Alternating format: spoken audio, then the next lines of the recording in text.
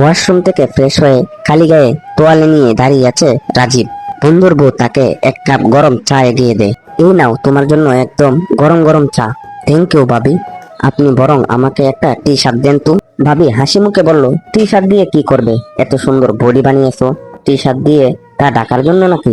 রাজীব লজ্জা পেয়ে, চি ভাবি, এইসব কি বলছেন?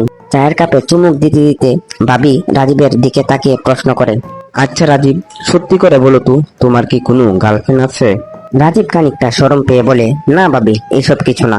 ভাবি বলে, বুঝেছি, বোরিং হয়ে গেছিলে, তাই বোধ হয় ব্রেকআপ করে দিয়েছো, তাই না?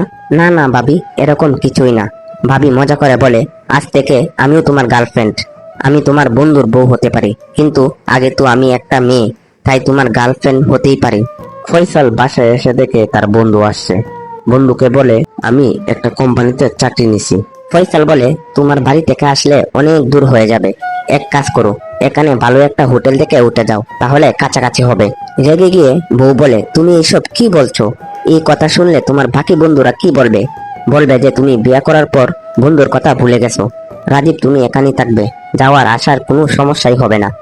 রাজীব তার ইন্টারভিউয়ের জন্য বন্ধুর বাসায় অবস্থান করছে। বন্ধুর বউ তার সাথে হাসি ঠাট্টা ও খুনসুটিতে মেতে ওঠে, যা মাঝে মধ্যে রাজীবকে কিছুটা অন্যরকম করে দেয়। অন্যদিকে বন্ধুর বউ চায় না রাজীব হোটেলে থাকুক, সে চায় রাজীব যেন তাদের বাসাতেই থাকে। বন্ধুর শাসন আর ভাবির প্রশ্রয়ের মাঝে রাজীব এক অদ্ভুত পরিস্থিতিতে পড়ে যায়। ভাবির এই অতিরিক্ত যত্ন কি রাজীব আর তার বন্ধু সম্পর্কের মাঝে কোনো ফাটল ধরাবে?